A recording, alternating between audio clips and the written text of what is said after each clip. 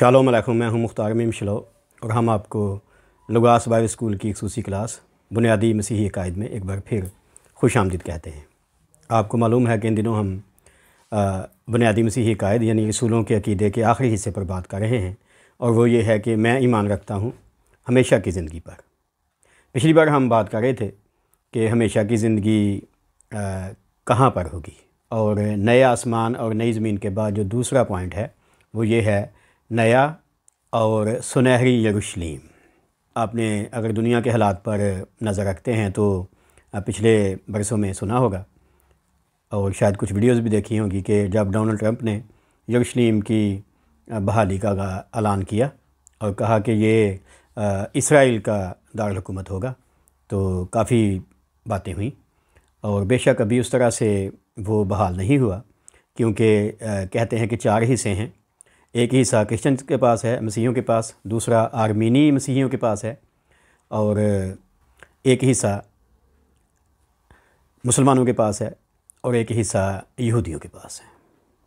क्योंकि यरूशलेम कभी खुदा की ज़मीनी हुकूमत का दारुल हुकूमत हुआ करता था, जहाँ दाऊद तख्त पे बैठता था, सुलेमान तख्त पे बैठता था और लोग तख्त पे बैठे। लेकिन बाद में उनकी हुकूमत ख़त्म हो गई। बाबल की जब ग़ुलामी में गए, बेशक वापस आकर खुदा ने कुछ ऐसे इक़दाम किए, लोग भेजे, लेकिन उनकी हुकूमत कभी दोबारा ज़मीन पे कायम नहीं हो सकी।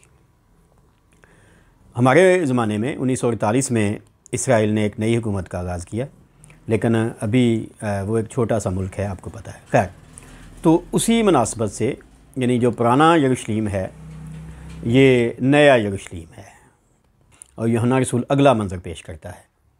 वो कहता है कि फिर मैंने शहर मुक़द्दस नए यरूशलेम को आसमान पर से खुदा के पास से उतरते देखा, और वो उस दुल्हन की मानिंद आरास्ता था जिसने अपने शोहर के लिए श्रृंगार किया हो। मुकाशवा की किताब उसका 21वां बाब 2 आयत। बाइबल मुक़द्दस को जब हम पढ़ते हैं तो उसके मुताबिक इंसानी तारीख़ का आगाज़ एक बाग से हुआ था, जिसे हम उर्फ़ आम में बाग अदन कहते हैं। यानी पहले इंसान को खुदा ने बाग में रखा था।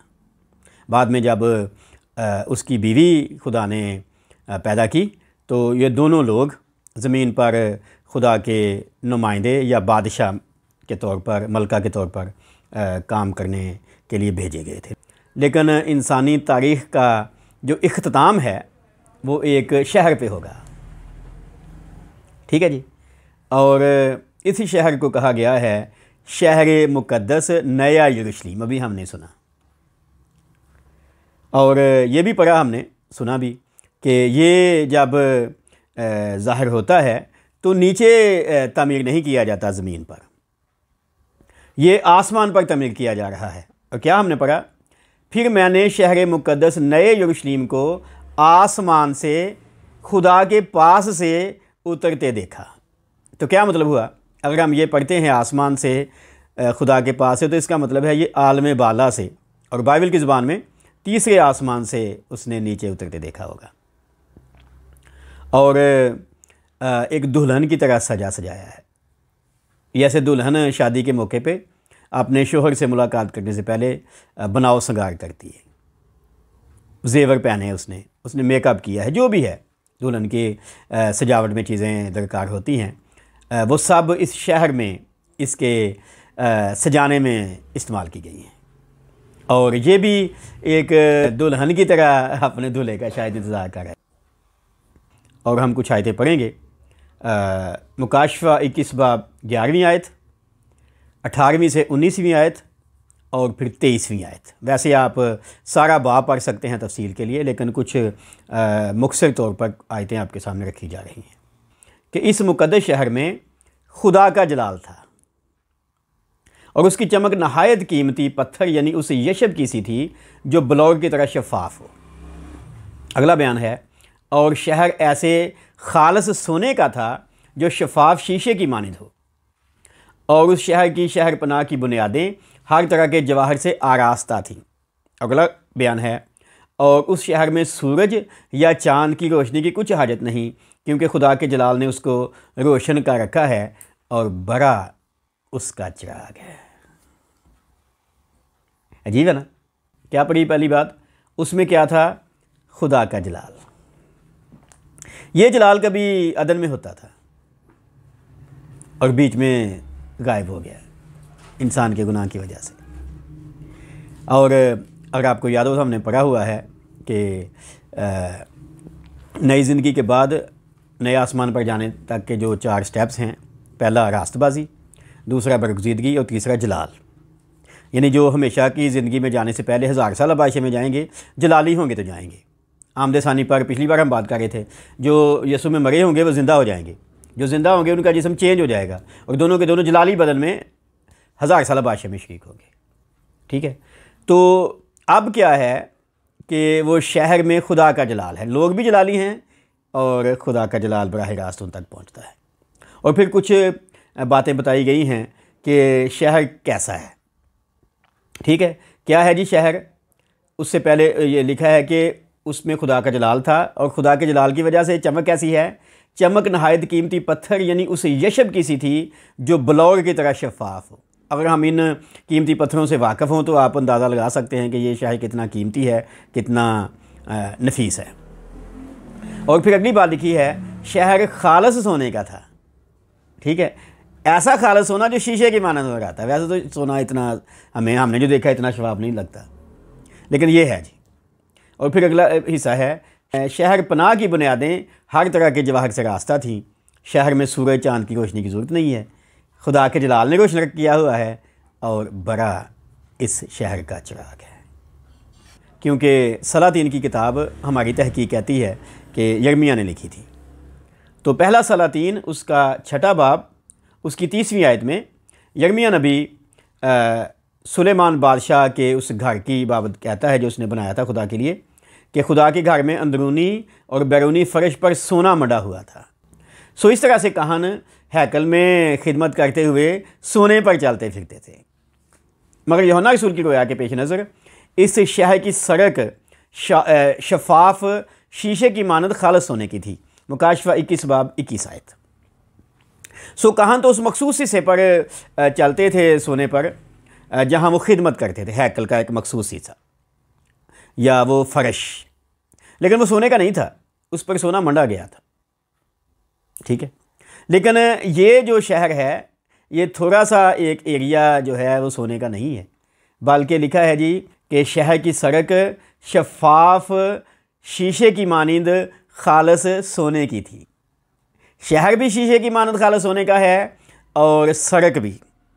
और अभी मैं आपको बताऊंगा कि कितना लंबा चौड़ा शहर है तो आपको अंदाज़ा होगा कि एडी लंबी सड़क सोने की हो सकती, तो खुदा तो कर सकता नहीं।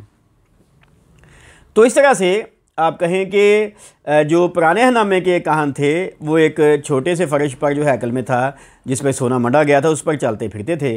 लेकिन वो लोग जो नए यरूशलेम में आएंगे, जो हमेशा की ज़िंदगी पाएंगे, वो दो तरह के लोग होंगे।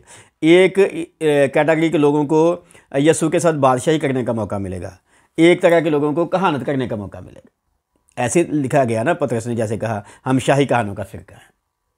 तो 2 तरह के लोग जाएंगे और 2 तरह के लोग जो हैं वो सोने की सड़क पर चहलकदमी करेंगे।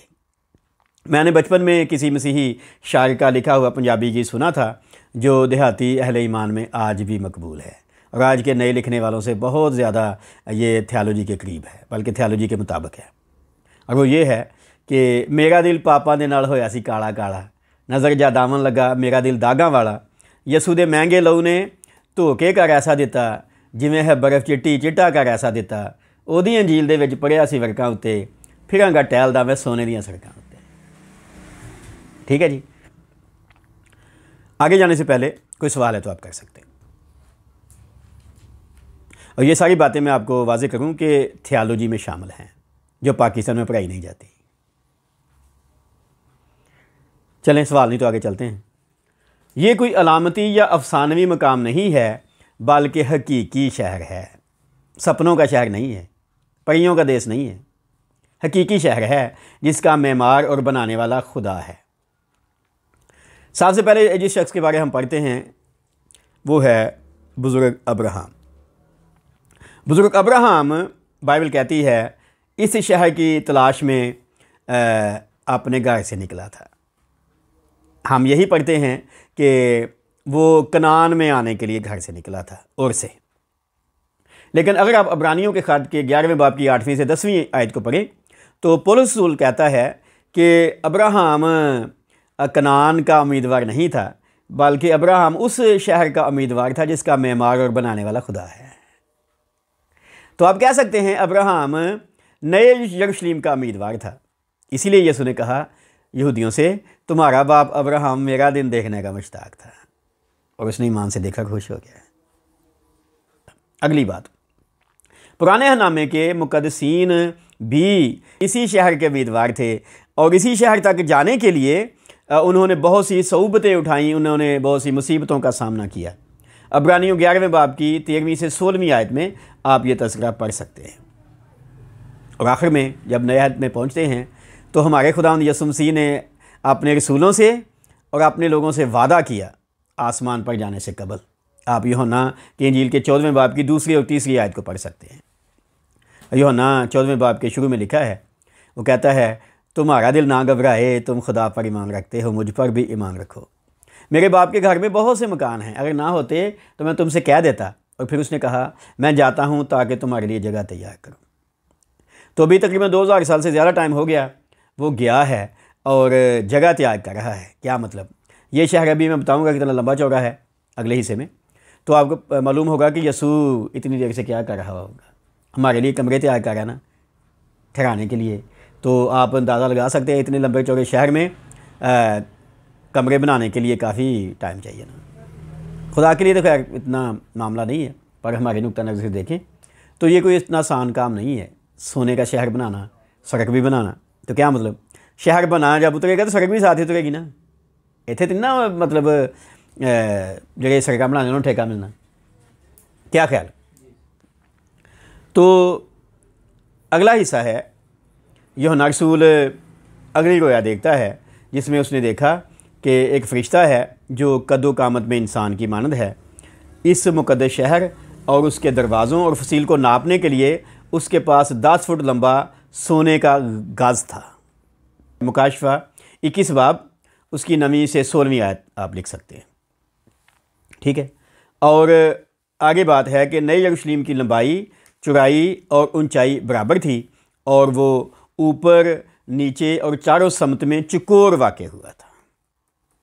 जब फरिश्ते ने शहर की पैमाइश की तो उसका रकबा 12,000 फरलांग था। इतना लंबा शहर है जी, छोटा है बोले हैं। तो इसका मतलब हुआ कि ये सुनहरी शहर, नया सुनहरी यरूशलेम पाकिस्तान से लंबा और 3 गुना चौड़ा होगा। कैसा है? हमने तो अभी पाकिस्तान ही देखा ना, पूरा देखा आपने, हमने कुछ देखा है, लेकिन पाकिस्तान काफ़ी बड़ा मुल्क है, रकबे के एतबार से भी, आबादी के एतबार से भी, ठीक है।